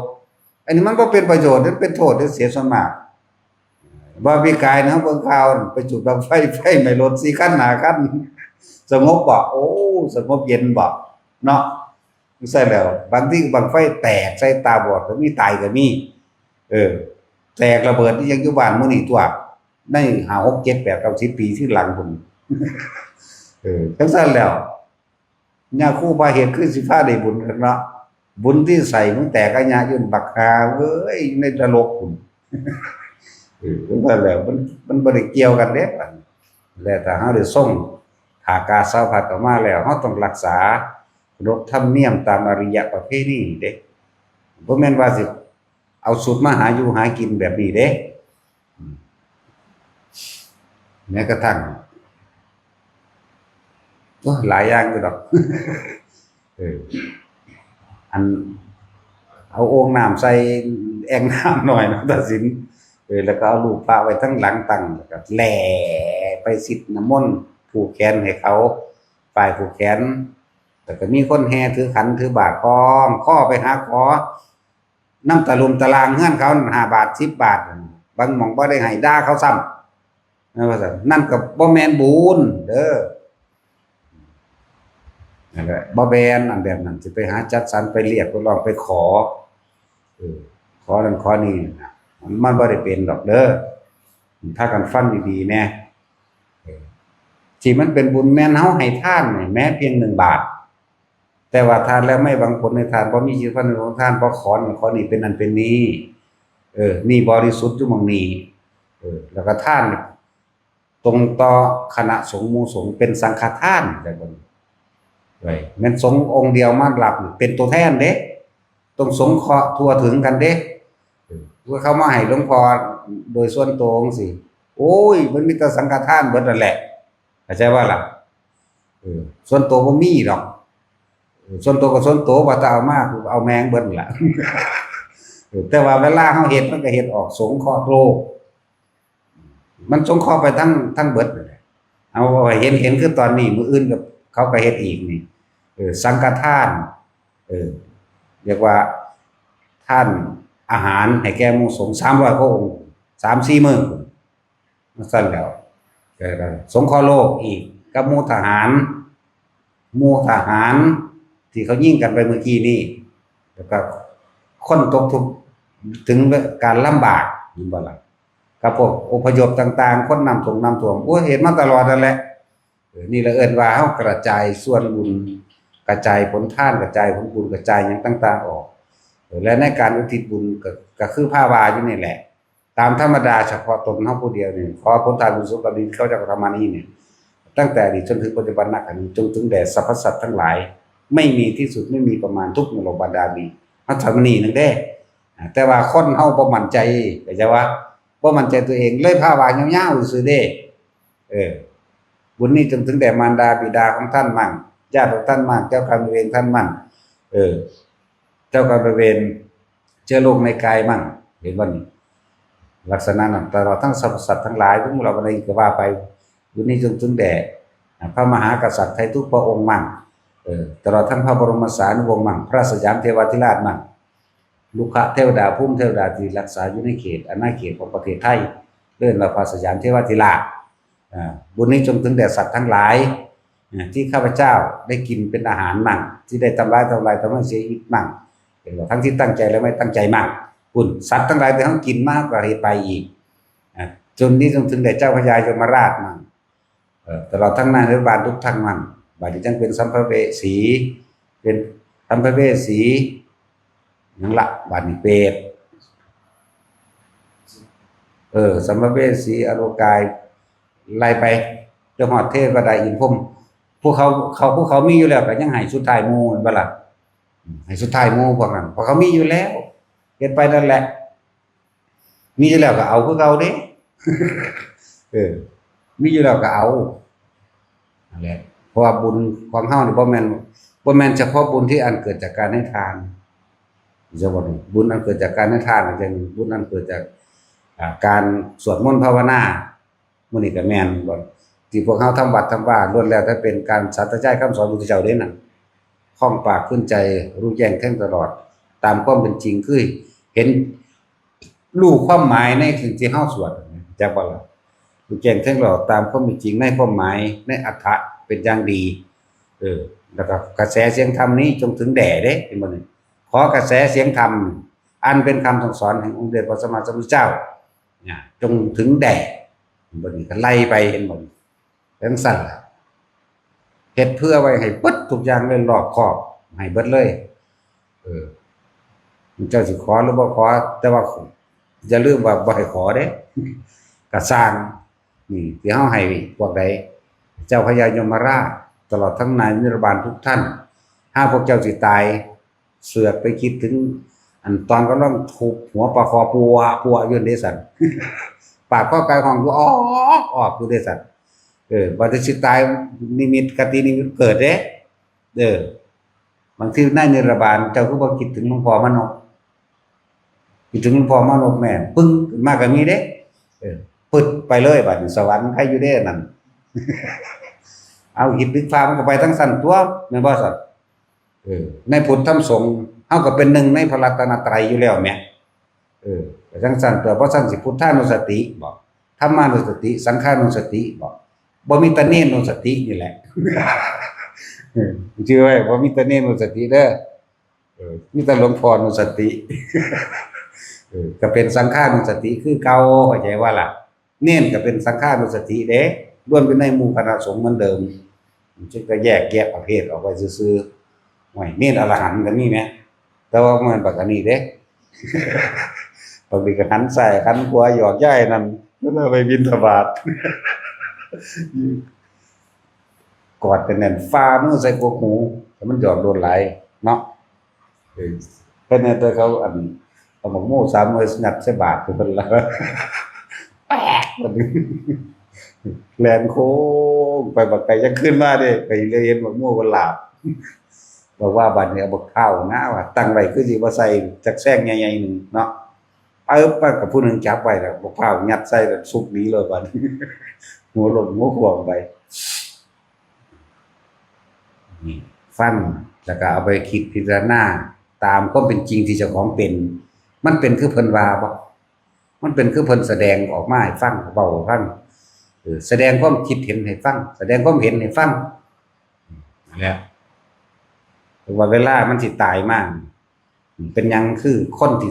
ทำบุญทำทานอีหยังมานี่เอาคนที่มาทำภาวนานำเฮาเองส่วนมากตายบ่ค่อยเจ็บเด้ดีบ่เอ้าหลายคนแล้วเด้ล่ะโอ้ยรุ่นแรกก็ยายพีดพู้นแล้วตายยายพีดแล้วจะไปลักปลาขอนยายพีดว่าห้อยตีนเราสิบ่คือหมู่เด้เพราะว่าตีนเราจุ่มตีนเรางอๆตีนเราโก่งก็เห็นว่าเราจะไปลักหม้องใดก็สร้างเราจะต้องลบรอยเท้าเราบ่ได้ฝากรอยเท้าเอาไว้เด้เราต้องลบรอยเท้าเอาไว้เพราะสันคนที่จำเราได้ว่าตีนเราบ่คือหมู่ตีนเราโค้งไปทางใดเบิดบัดนั้นมีผู้นั้นล่ะห้อยนี่รอยเท้านี้ข้าจำได้โลดไปลักปลาขอนเขาเสียงปางดินทะโรอัจฉริยะบูดมันมั่นไปหนาเด้โซนใส่กับบาดถอยออกมากับลบรอยตีนมานำขึ้นเหยียดย้องขึ้นกันหน้ากันเอาหัวเข้าค่ำกันหน้าไว้เอามือลบได้บัดนี้แล้วก็ดึงหญ้ามาปกไว้พร้อมบ่ลบบ่ได้ว่าตีนเราบ่คือหมู่คนจำได้เบิดบาดจังซั่นแล้วแต่ก็มาภาวนานำบ่กี่ปีเด้อนั่นน่ะโอ้ยปีเดียวนั่นแหละบ่พอปีซ้ำแล้วเราก็ยอมรับความจริงว่าเราเป็นแบบนั้นมีคนยอมรับความจริงผ่านในมาตูห้องอยู่ว่าเพิ่นว่าผู้นั้นผู้นี้เว้าให้ฟังเจ้าบ่เว้าให้ฟังบ่อุ้ยก็บ่แล้วเนาะซั่นเจ้าคือว่าข่อยฮู้เจ้าคือเจ้าสิว่าข้อยบ่รู้เจ้าว่าข่อยฮู้ได้แนวใดเอาซั่นเป็นเรื่องแต่สมัยเจ้าเลี้ยงลูกน้อยอยู่พุ่นข่อยยังฮู้ได้ก็ซ้ำซานรกสวรรค์อีหยังจังนั่นแหละเห็นบ่เราจังน้อมออกมาโอ้มันเป็นจริงแล้วยอมรับว่าเราน่ะบ่เคยเว้าเรื่องนี้ว่าไปลักปลาขอนให้ผู้ใดฟังแม้กระทั่งผัวเราสิเว้าจังได๋ผัวก็เป็นผู้ใหญ่บ้านบัดก็จังซั่นแล้วผัวเป็นผู้ใหญ่บ้านก็สิจับเมียอีกตะกี้คนซื่ออยู่เด้อผิดคือผิดเด้นั่นแหละ บ่เคยเว้าให้ผู้ใดฟังเลยมีแต่เฮาเว้าจนเว้าเท่าเดี๋ยวนี้แหละแล้วก็รับความจริงตัวเองโอ้บาปบุญสวรรค์นรกต้องมีผู้เพิ่นรู้เพิ่นก็คือรู้ได้กูบ่เคยเว้าให้ไผฟังกูปิดเป็นความลับมาเท่า80ปีธรรมดาว่ะพูดได้จังได๋เวลามานั่งภาวนาตีนแล้วก็เสื่องไว้ในศีลเฮาก็เห็นซั่นตีนเราจุ้มอย่างว่าตีนมันโค้งๆอะนะไอ้ซั่นแหละว้าซื่อถือใจแล้วเลยตั้งใจภาวนาก็ตั้งใจภาวนาของเราเองว่าถ้าสิตายน่ะเขาอิ่มแล้วก็ไปนอนหลับตายเอาซื่อๆนี่ล่ะบ่ได้เก็บได้ปวดหยังเด้อภาวนาได้ก็เห็นหลวงพ่อบ่เห็นโลดหลายคนอยู่ดอกบางคนก็เห็นไปให้สตินึกถึงองค์พระแบบนี้บางคนก็เห็นเป็นพระองค์สีฟ้าก็คอยหลับไปเลยตายไปเลยแล้วก็มียายเมียอีตาหมานนี่ผู้นึงนี่ยังเป็นมะเร็งในกระดูกของตัวนี้ แต่กิจศาลาเนี่ยน้อยสำนีหนึ่งนั่นซ้ำเสาเลยแล้วก็นั่งอยู่หันกับรถเข็นนั่นงูมันไตขาแต่พวกขาหักคอหล่อจริงๆขาแข็งเนี่ยหักขาแข็งเนี่ยหักเจ็บจะบอกบ่โอ้ธรรมดาบ่นั่นแหละคนภาวนาใดคนทรงชาติเป็นจากว่านี่นึบอยู่นี่เป็นนั่นน่ะเป็นตลอดขึ้นตลอดจนสุดท้ายสิตายยายทองม้วนตัวเป็นผู้ไปสวดมนต์สักสู่กันฟังนั่นเด็กยายทองม้วนก็เลยยายทองม้วนจ๋าทำไมโอ้โหวันจังสิแม่จังสั่นแล้วเว้ยนั่นเด้ถามแล้วเบิ่งเป็นหยังถ้าก็ชาเขาเจ้าพากันนมัตถุพุทธนังนมัตถุโพธิญาตายไปเลยเป็นตายป่าเล่าซ้ำยายอันนั้นจักละสวดอะไรหรือลืมละยายเวียงเนาะยายเวียงเห็นบ่ล่ะแล้วก็ตายธรรมดาง่ายๆแล้วบ่ดิ้นรนทุรนทุรายหยังเด้จังซั่นล่ะอันถามยายท้องอันหวนนั่นพาเขาเจ้าพากันนอนสวดมนต์นอนไปผู้หนึงก็สวดผู้เดียวผู้นึงตายปะแล้วจังซั่นแล้วบ่เก็บเด้แหละยังว่ามาฝึกเอาผู้ใดบ่เป็นก็เลยรับรองว่าเงินพวกเจ้าซื้อบ่ได้ก็แล้วกันนะแนวหมู่นี้ต้องเฮ็ดเอาเองก็บ่ได้เก็บได้ผัวจังซั่นล่ะตอนนี้หยังแม่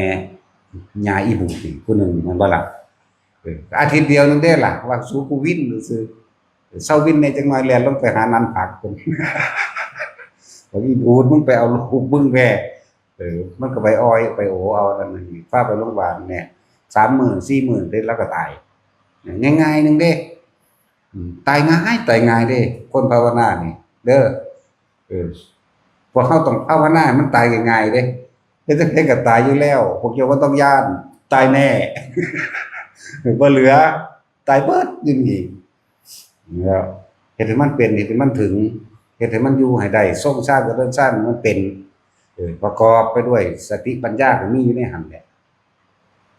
จังหน่อยเขาบูรณานั่นแหละจังว่าให้ทุกคนมาฝึกมาหัดเอาเด้อมาฝึกมาหัดเอาเด้อเสร็จจังได๋พวกเจ้าก็ตายอยู่แล้วเป็นแล้วบ่ห่วงดอกถ้าเฮาเริ่มต้นเฮ็ดให้เป็นแล้วพวกเจ้าก็ไปต่อยอดเอาเองตัวเนาะของง่ายๆนึงแหม3 นาทีนึงก็เป็นตัวอย่างช้าอย่างเร็วก็2 นาทีขอให้ตั้งไปไม่เป็นเถอะนะนะครับแต่มันมีแต่ผู้ตายง่ายๆนึงได้ว่าได้ไปตายยากตายเสียเงินเสียทองเข้าโรงพยาบาลอยู่บักโดนจังตายเลยโอดอวยก้มควรหยังปานนั้นเด้แล้วเฮ็ดไปแต่ถ้าทำถูกต้องตั้งจิตไว้ถูกต้องแล้วมันก็บ่ได้มีหยังยากเรื่องการทำบุญในพุทธศาสนาพากันคิดให้มันถูกต้องเด้พากันคิดให้มันตรงมันเว้ามาทั้งเบิดมันก็เว้าไล่ออกมาบ่เบิดดอกหรือไปบูชาเอา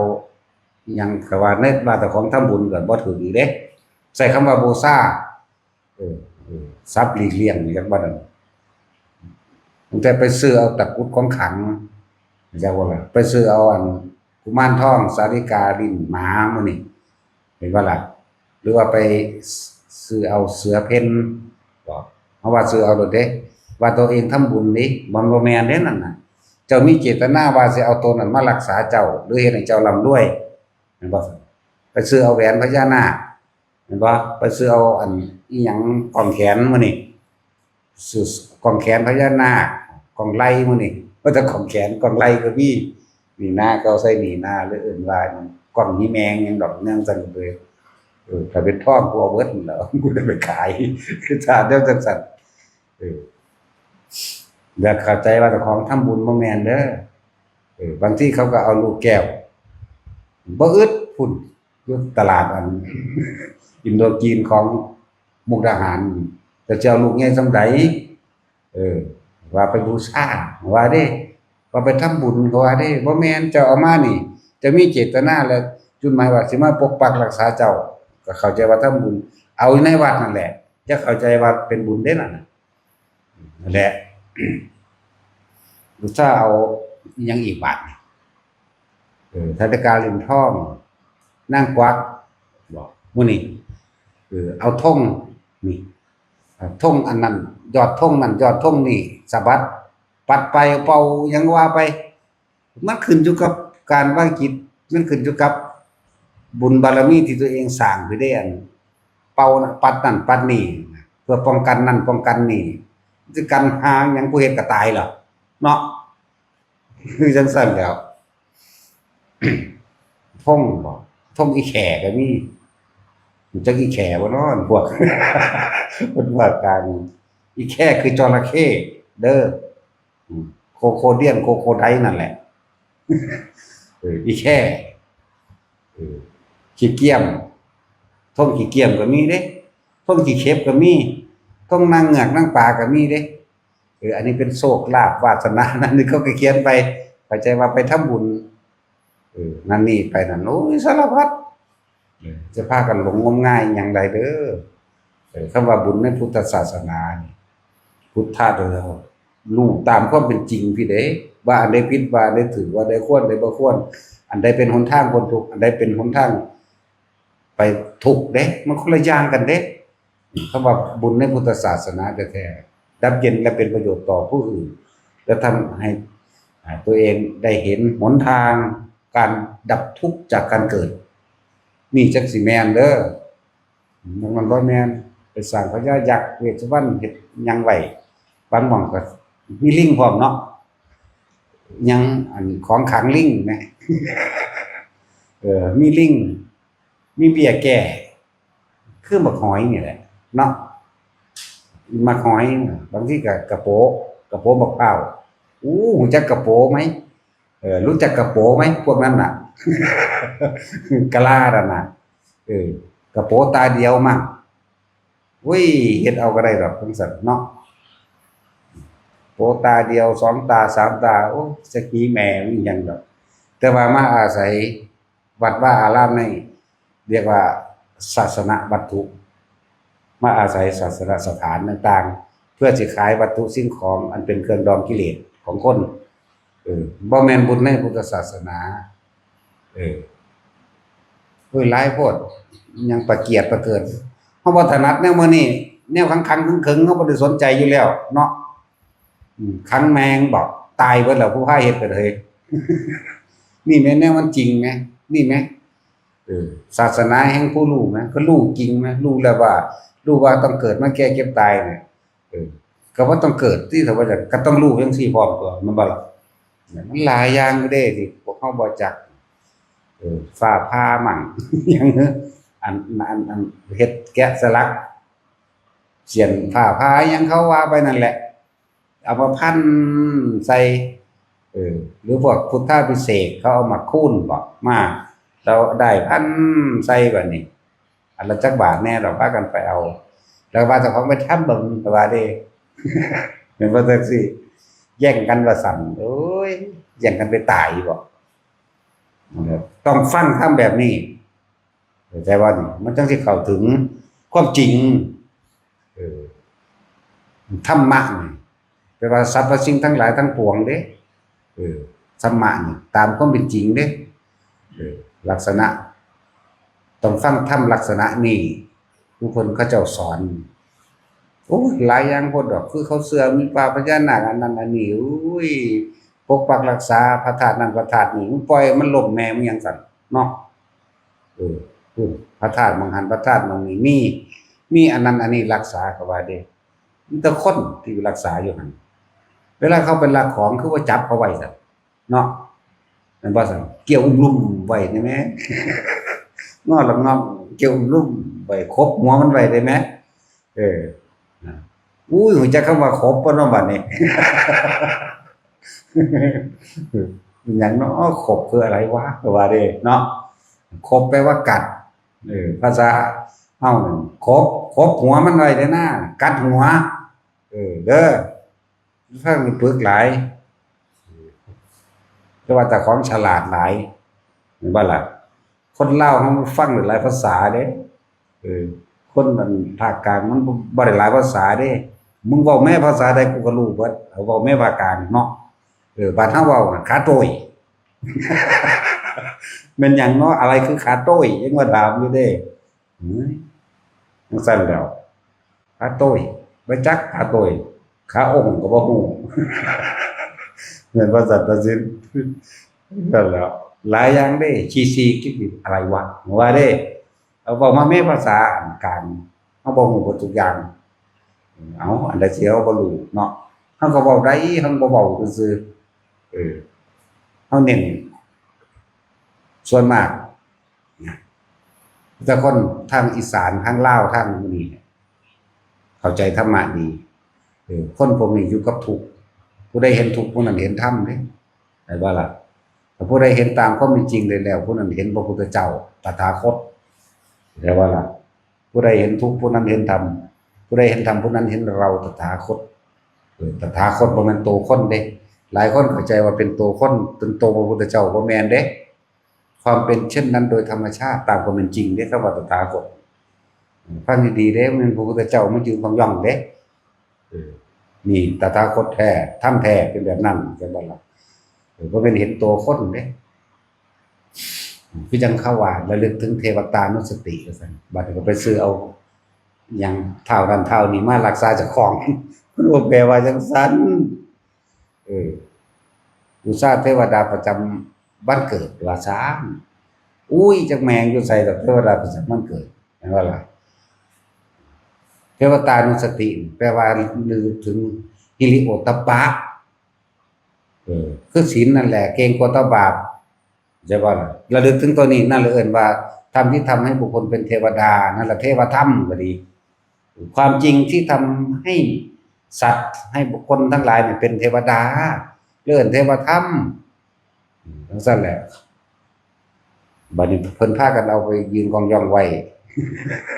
ถือดาบถือหอกไว้ปกปักรักษามันบ่ปกปักดอกมีแต่พวกเจ้าน่ะรักษานั่นน่ะเนาะได้มาแล้วก็เฮ้ยไปใกล้ได้สู้เขาว่าได้อย่าได้เข้าไปสู้บางคนก็เอาใส่น้ำแอวน้ำหอมพาอีหงอีง่างตาแดงเนาะนิยมแต่แท้บัดอีง่างตาขาวเพราะว่าการเฮ็ดนะ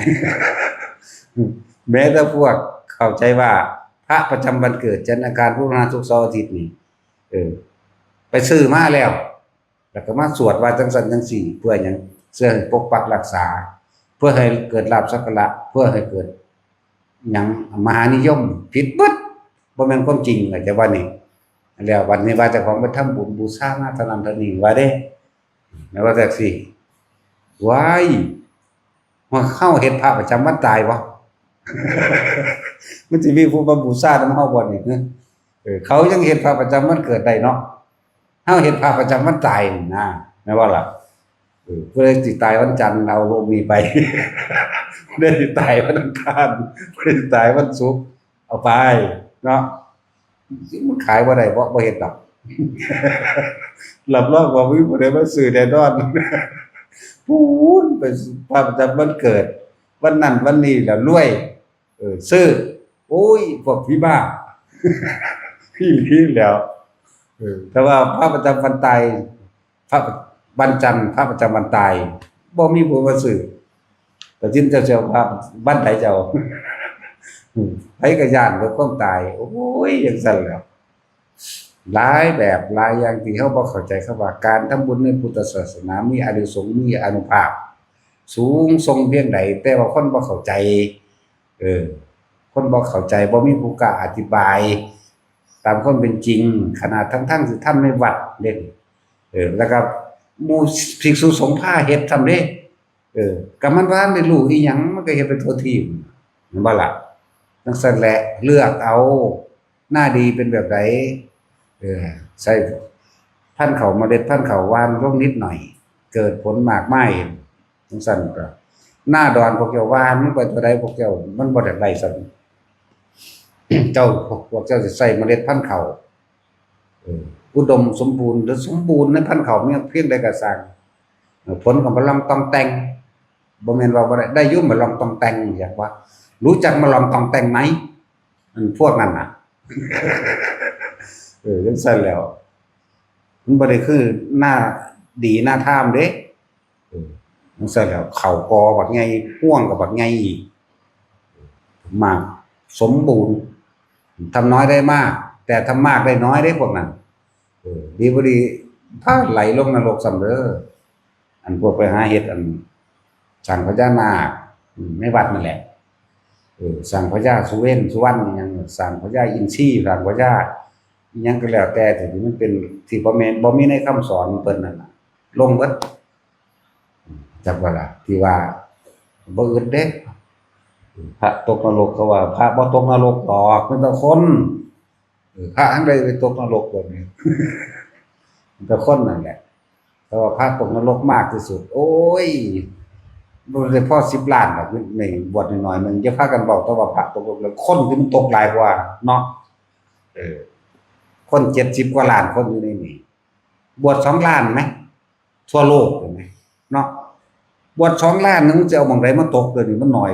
พวกนั้นทับมันเบิดพวกคนทับมันเบิดหาเว้าอยากเอาสนาซื่อๆดอกผู้มันเว้ามันตกจั่นแหละถ้าพระเพิ่นปฏิบัติดีปฏิบัติชอบแท้ๆมันเป็นหยังมันมีแต่คนตัวคนปลอมรู้จักบ่ล่ะนะอันใดก็สิมาโยนให้เนาะปานว่าเจ้าของดีอีหลีเด้นั่นแหละมักสิเว้าอันเสาะแสะแบบพระภิกษุพระตกนรกมากที่สุดเท่านั้นเท่านี้เอาพระมันบ่ได้หลายสำคนเด้มันว่าแต่คนเดียวมันหลายก็คือบ่พากันว่ากันเอาเองนี่บ่กล้าว่าเจ้าของต้องแซะทั้งนี้จังดังเนาะนั่นแหละต้องแซะต้องเหยียบขึ้นตัวแหละถ้าบ่มีภิกษุสงฆ์สืบทอดพุทธศาสนาตามความเป็นจริงมาได้บ่มีทางว่าคนผู้นั้นสิแสดงธรรมออกมาได้บ่มีเครื่องเปรียบต้องอาศัยสมมุติสงฆ์ทั้งหลายแบบต้องอาศัยสิ่งเหล่านี้เด้มันจังนั้นได้ถ้าสมมุติสงฆ์บ่สืบส่งคำสอนมาบ่เอานั่นเอานี่มาบอกมาสอนมันสิรู้จักบ่มันสิรู้จักทานไปบ่รู้จักศีลบ่รู้จักภาวนาบ่ล่ะซั่นก็สิฮู้อริยสัจสี่บ่มาท่องปฏิจจสมุปบาทให้เฮาฟังอยู่นี่บ่ล่ะมันบ่รู้จักได้ปฏิจจสมุปบาทบัดนี้จังซั่นแล้วสิมาเว้าเรื่องนิพพานนิแพทย์นี่หยังพูดทำสูงแต่ทำตัวต่ำจักว่าล่ะอย่าเว้ามาแต่ตัวเองบ่รู้จริงบ่จริงก็แล้วกันท่านซ้ำคนอันที่ว่าน่ะเอาแม่บ่จริงแต่จริงมันตายแล้วแต่เป็นอรหันต์เนาะบ่จริงก็แล้วกันน่ะผู้ทำเสียซะสูงแต่ทำตัวต่ำจิตใจก็ต่ำอีกเพราะว่าจะเอามาอวดจะเอามาข่มนี่หยังตัวเองน่ะยังบ่อาจสามารถเข้าสู่ภาวะเพศภิกษุได้การบวชนี่เป็นของที่ยิ่งใหญ่อีหลีเด้มันแม่นของง่ายเด้ล่ะต้องกล้าต้องแกร่งต้องอดทนต้องใจใหญ่เด้บ่แม่นง่ายๆเด้ถ้ามันง่ายมันก็20ล้านต่อปันจะคนในประเทศไทยนี่70กว่าล้านมันก็ครึ่งหรือมันก็จะเบิดพุ่นล่ะไปเนาะซั่นแหละเว้ย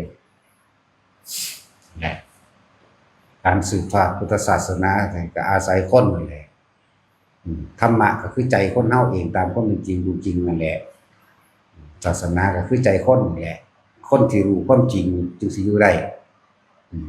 คนที่บ่จริงก็คนปลอมอยู่บ่ได้เป็นพวกนั้นน่ะยากคือหยังนี่เด้ออย่ามาเว้าเอาแต่ยอดธรรมหลายเนาะสึกเว้าเอาแต่ยอดธรรมเด้อพระต้องนั่งสมาธิพระต้องทางจงกรมพระต้องนิพพานหยังไปบ่เด้มึงเป็นไผเดี๋ยวนี้เนาะเว้าแต่ยอดเด้บทเข้ามาก่อนมึงอยากโง่กินข้าวก็ได้ว่าได้พิจารณาอาหารปฏิสังขายโยก่อนพุ่นน่ะสิใส่ผ้าแต่อันแต่ละแนวบ่แม่นว่าดึงมาเสร็จหน้าทวนๆเลยเด้เขาต้องพิจารณาผ้าทำเป็นของที่สมควรอธิษฐานใส่ผ้าซะก่อนเฮ็ดอีหยังผิดมาต้องแสดงความจริงใจคือแสดงอาบัติพุ่นน่ะอันนี้เว้าแต่ยอดมันเนาะจักซี่บวชถึงยังบ่ฮู้เด้นั่นน่ะแม่นว่าล่ะยังแก่ปลาหำอาบน้ำอยู่ตลอดแม่นบ่ซั่น แต่มื้อแรกจนว่ามื้อสุดท้ายเนาะแต่จุยก็คือกัน ตัดสินบ่ต้องห่วงดอกบ่จักหยังแล้วมันบ่ธรรมดาเด้จะมาบอกแต่ยอดมันหลายจะมาแต่ค่อยไปจับผิดว่าเขาเฮ็ดผิดมันนี่หลายตัวเองเฮ็ดผิดคือบ่จับเจ้าของเนาะเออแล้วเรื่องพวกราชการนักการเมืองต่างๆเวลาตายเนี่ยเว้าความดีได้หน่อยก็เซาก็เผาอยู่ดอกใครแน่เนาะแต่พอมันน้อยๆนึงเลยความดีแต่ว่าความชั่วแม่งเป็นปี10ปี20ปีจักสิเบิดบ่เบิด20ปีถึงผู้หนึงตายก่อนเพราะได้เผาเห็นบ่เออแต่คนธรรมดาก็พอแห้งแล้วน่าเสียดายท่านได้จากละโลกนี้ไปแล้วประสู่ปรโลกแต่วิญญาณท่านคงจัดสถิตที่สวงสวรรค์ท่านได้ทำความดีไว้แก่หมู่บ้านชาวบ้านว่าเด้เท่านั้นทั้งเด้แต่ถ้าเว้าเรื่องความเร็วแม่มึงบัด เดือนหนึงก็สิแล้วบ่บุพวกนักการเมืองหังคักกว่านี้โอ้บ่200ปีก็บ่เบิดเนาะมันหลายกว่านั้นทำหลายประวัติความเร็วจังซี่เอา200ปีก็บ่เบิดแต่ประวัติความดีก็มีเท่านั้นแหละดีบ่ดีตัวเอาซ้ำบ่แม่นของจริงเนาะอีหลีนั่นแหละเอาสมาทานโอ้บ่นอนไปคือเก่งแต่ว่าเป็นแต่ฝ่ามือใส่หูอยู่ปานนี้ นะโมตัสสะ